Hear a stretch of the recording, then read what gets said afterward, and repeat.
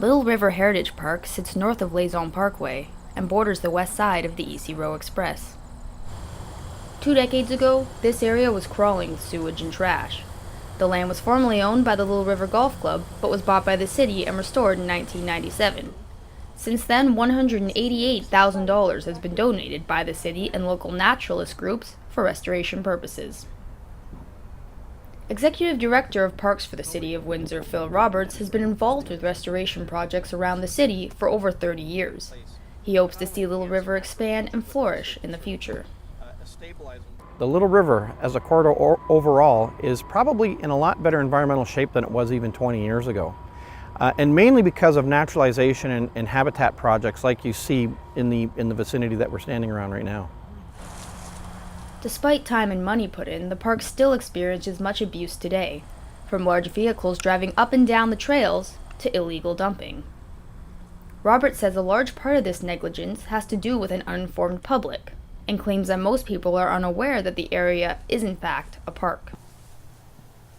So our goal is, if we now designate it as a park, we apply the parks bylaws and start to put and apply some signage to it, that this actually, we're hoping, will see a reduction in the kind of unwanted recreational uses that we're seeing right now.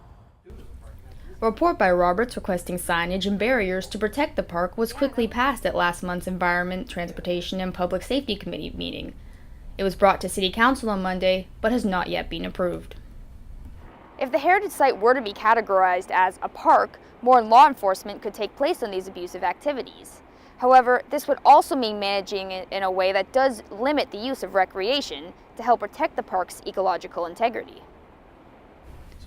Ward 9 Councillor Hilary Payne spearheaded this idea last year and has since been working with Council to spread awareness about the potential he believes this park has. Why are we not doing something about this? It's there. Money was spent on it. It's public property. It belongs to the city, of course, already, and we should take advantage of it and make it available properly to the citizens of Windsor and hopefully to visitors as well.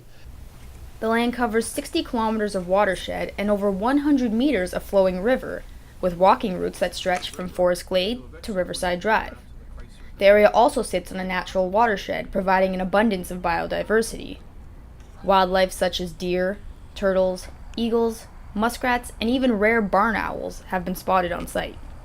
It's really a living, natural area, and but it's really not known to the people in Windsor. The cost would not be outstanding. Roberts estimates a few $100s to buy and hang the physical signage and barriers, but the rest will be up to the city and Ward 9 residents to keep the park clean and healthy. Jess Kramer, The 30 News.